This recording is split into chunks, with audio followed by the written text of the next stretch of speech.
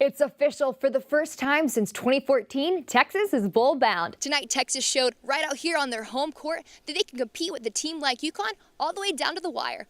But what is more left to be achieved by this Texas team remains to be seen. He gave him a shot to wear this, a Texas swim cap. Nick, what was the biggest change in momentum that gave you the opportunity to be able to get a score on the board? Look at that catch right there. It is secured by the tight end's booty.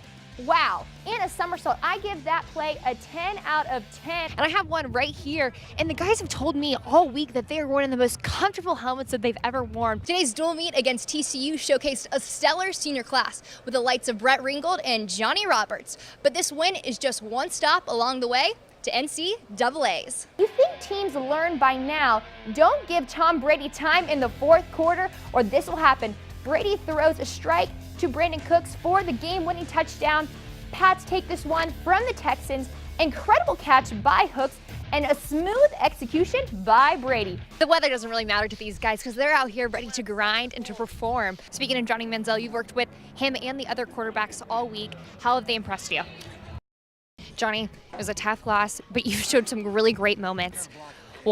How does it feel to be taking snaps again? Roughly 250 football players will sign contracts and put on new jerseys in the fall. But first, they must be drafted. Guys, congratulations on your win tonight in the Lone Star Showdown. Now, this story of the game was supposed to be redemption for Texas after last year's disappointing 7-2 loss against you guys. But you put 2 in the back of the net. Tell me what worked tonight. Trailing by 10 in the second half, the Horns' electric comeback in the last 5 minutes didn't just secure rivalry bragging rights, but also a program-defining moment. Purdue versus Ohio University. Quarterback David Blau taking a snap. We have some reverse flea flicker action. Blau finds his tight end Cole Herman for that touchdown. With 4 seconds on the clock, quarterback Josh Dobbs is looking deep, trying to find somebody in the Tennessee end zone to try to make that touchdown. And sure enough, he does. He finds wide receiver Jawan Jennings. Tennessee defeats Georgia 34-31. Sweet victory for the Vols. Abdul Adams season opening, and he's going to escape and take it to the house all the way for the touchdown. Adams runs right into the record books. Now, folks, this is the longest run in OU history for the sophomore. OU takes this one against Baylor in their Big 12 opener. Moving things to the tennis court, Texas men's tennis concluded their fall campaign with a bang. Juniors Rodrigo Banzer and Leonardo Teles took runner-up honors in the doubles final on Sunday at the inaugural ITA National Fall Championships. The Texas duo fell in straight sets to Wake Forest, and while the 8-seeded Horns held serve in the match's first game, the Demon Deacons took the next 5 games for a 5-1 first set lead. As for now, the Horns will spend the rest of their fall preparing for the regular season in January. UT Disability Services teamed up with the School of Kinesiology to organize weekly wheelchair tennis clinics for not only fellow Longhorns, but members of the Austin community. Discover how one sport can make all the difference. Kirsten Seagraves hasn't walked in over 5 years. Car accident. I crushed my spine, stayed in the hospital for like 3 months, did some rehab. The almost life-ending injury led her to the sport she loves, wheelchair tennis. Tennis was the first thing that I was good at because I was in a chair. I felt like the chair made me feel like I wasn't able to do a lot of things or I wasn't good at things, and this is the first thing I felt like I was good at because of being in a chair. UT Disability Services teamed up with the club tennis program to put on weekly clinics, inviting anyone and everyone who wants to play. UT is a special place in how inclusive we are, and it's really special what's happening out here on the courts. And Athletes like Kirsten say adapted sports like wheelchair tennis are more like able-bodied sports than different. The purpose? Get a little sweating and have a lot of fun. Everybody loves recreation. That's one of the most important things in people's life.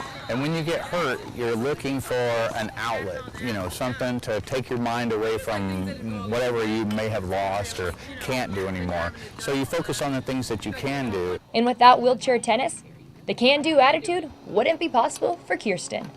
Community involvement in doing sports and activities has made everything easier in general, just socialization, but also helping with the injury and accepting myself and feeling like other people accept me, and just having these opportunities makes the world of difference for sure. 1, 2, 3, go! And the joint effort between UT Disability Services and the School of Kinesiology doesn't stop at wheelchair tennis. There are other sporting events coming up, such as power soccer and basketball. If you want more information, please contact the Office of Services for Disabilities Students. I can't remember a day without swimming. That's one of my earliest memories, is getting in the pool, learning to swim. Colquette's dedication led him to a swimming scholarship at SMU, and in 2015, entering his junior season, Colquette posted his fastest times yet, on track for Olympic trials the following summer. It felt almost too good to be true. Like, you look around, everything's working perfectly, it's going to be on track. 5 months later, Colquette started feeling pain in his right shoulder, and then he received devastating news. And it was very, very confusing because the doctors would keep looking into it and they thought it was muscular.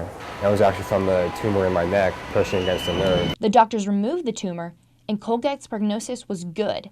What could have been a tragedy turned into a blessing. When people ask me about it, I honestly say that cancer was probably one of the best things that has ever happened to me, because it gave me this new outlook on life. You know, life's too short to not give everything you've got. Colquette decided to take a chance. He asked Texas head coach Eddie Reese to consider him as a walk-on to the reigning national championship squad. And Reese, he gave him a shot to wear this, a Texas swim cap. I wanted to be known not as a kid who recovered from cancer. I wanted to be known as another Texas swimmer who came for this program. That I could be a part of this legacy and that I could leave a mark. Although Colquette did not make NCAA cuts this year, no setback will stop him from going for his dreams. Katerina Biancardi, Texas News Watch.